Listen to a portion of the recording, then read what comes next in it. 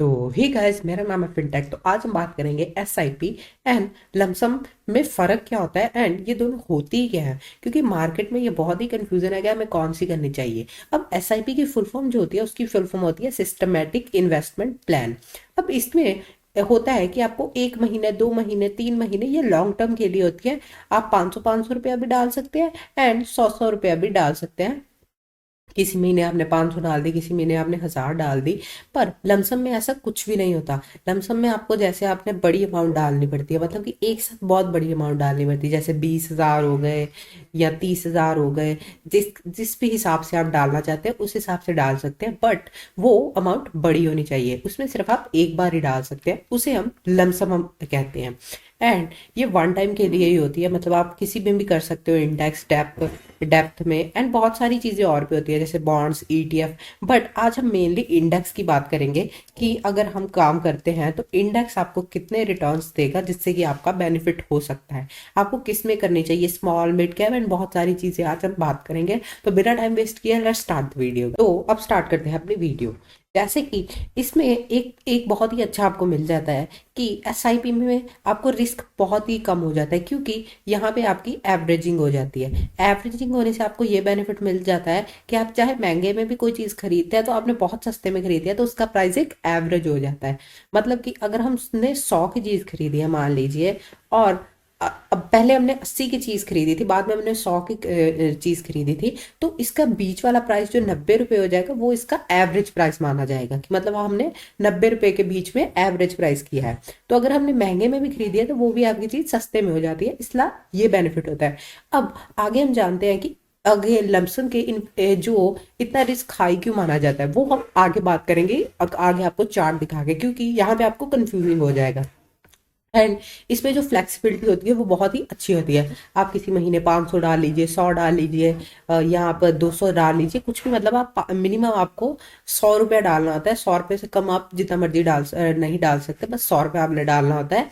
उससे ऊपर आप जितना मर्जी डाल सकते हैं, 10,000, 20,000, जो आपकी महीने में आपको मिलता है। ये ज़्यादातर जिनकी जॉब होती है या लॉन्ग टर्म में जो भी फाइनेंशियल फ्रीडम चाहते होते हैं, वो ज़्यादातर लोग एसआईपी ही कराते हैं। लमसम अमाउंट उनके लिए होती है जो बिजनेसमैन होते हैं या बड़े लोग होते हैं, उनके लिए एसआईपी होती है। अब जो इसमें वॉलेटाइलिटी मार्केट में आ जाती है, तो वॉलेटाइलिटी मार्केट में इसमें लो हो जाती है। क्यों? क्योंकि थोड़ा थोड़ा आप खरीदते हैं, कभी 500, कभी 1000, तो उससे आपको इतना वॉलेटाइलिटी का भी कोई फर्क पड़ता नहीं है।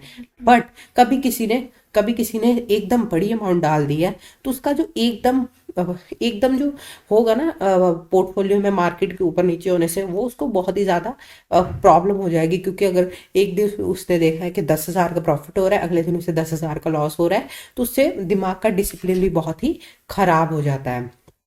एंड आगे हम चलते हैं। और अब हम चलते हैं कि अगर हमें कितने साल के लिए एसआईपी करानी चाहिए। वैसे तो यहाँ पे 5 साल लिखे हैं, बट मैं यही रेकमेंड करूंगा कि आप 10 साल की कराएं, उससे आपको बहुत ही अच्छे रिटर्न मिलेंगे। आपके पैसा एकदम 2-3 गुना हो जाएगा अगर आप 10 या 15 साल की कराते हैं। आपको एसआईपी जो है 10-15 साल की करानी चाहिए। और ये जो लमसम अमाउंट होती है, ये आप 5 से 7 साल भी करा सकते हैं, बट आपको उसी हिसाब से प्रॉफिट होगा।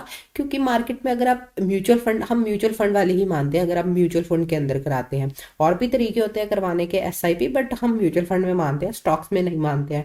क्योंकि अगर हम किसी प्रोफेशनल को पैसा देंगे तो वो ज़्यादा हमसे अच्छा पैसा लगा पाएगा, क्योंकि उनका रोज का ही यही काम है। तो अगर हम इसे एसआईपी को, हमें मिनिमम 10 साल तो देने ही चाहिए। एंड अगर हम लमसम की बात करें, तो वो 5 से 7 साल भी बहुत हो जाते हैं।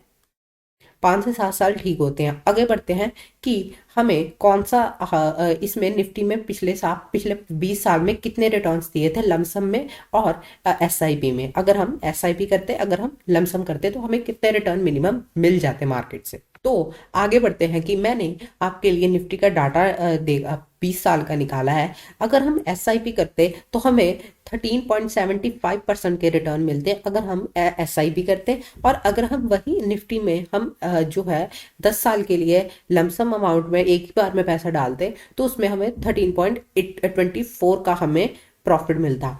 बट अगर हम 15 साल पीछे चलते हैं तो उसमें बहुत ही चौंका देने वाले आपको रिजल्ट्स मिलते हैं। जैसे कि यहाँ पे 12.92% के हमें रिटर्न्स मिल रहे हैं, बट लमसम में इसके बिल्कुल ही बहुत ही कम 5-6% आपको कम रिटर्न्स मिल रहे हैं, जैसे कि 8.77। बट ऐसा क्यों हुआ?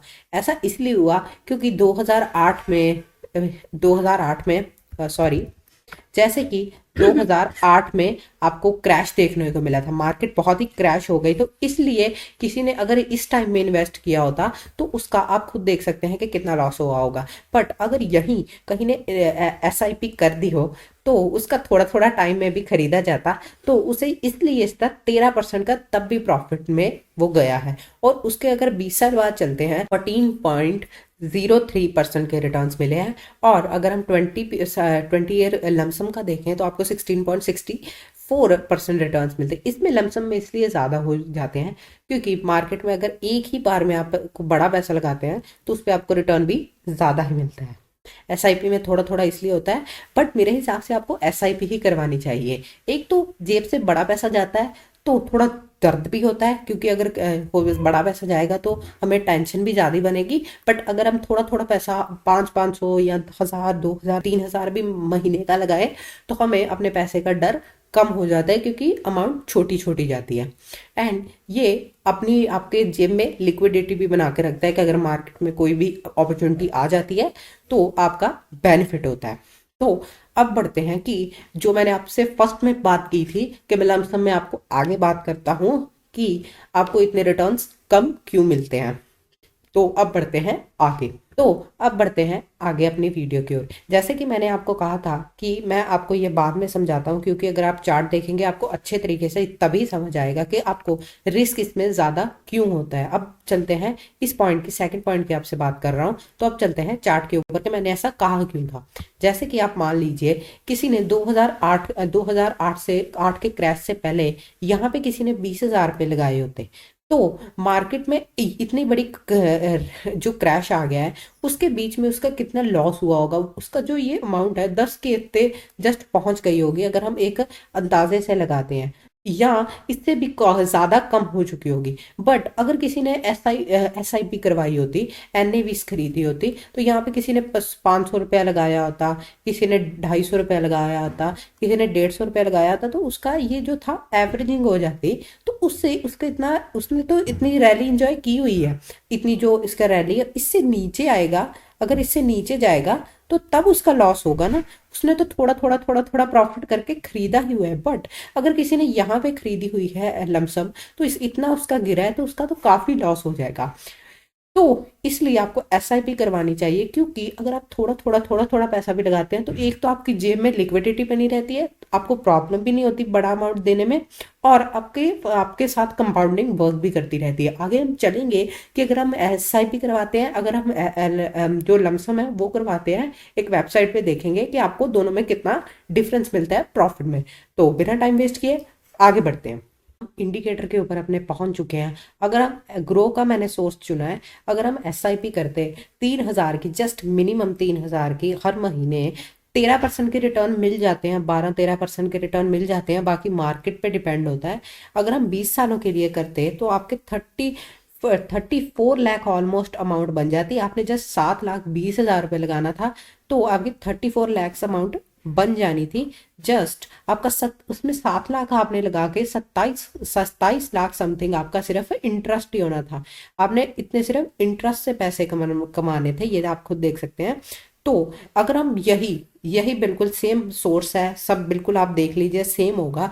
यही हम अगर लमसम की ओर चलते हैं तो उसमें आपको आगे दिखाता हूँ। अगर हम यही अमाउंट हमने लमसम में लगाई होती तो आप यहाँ पे देख सकते हैं 3,000 रुपया जस्ट आपने लगाया होना था।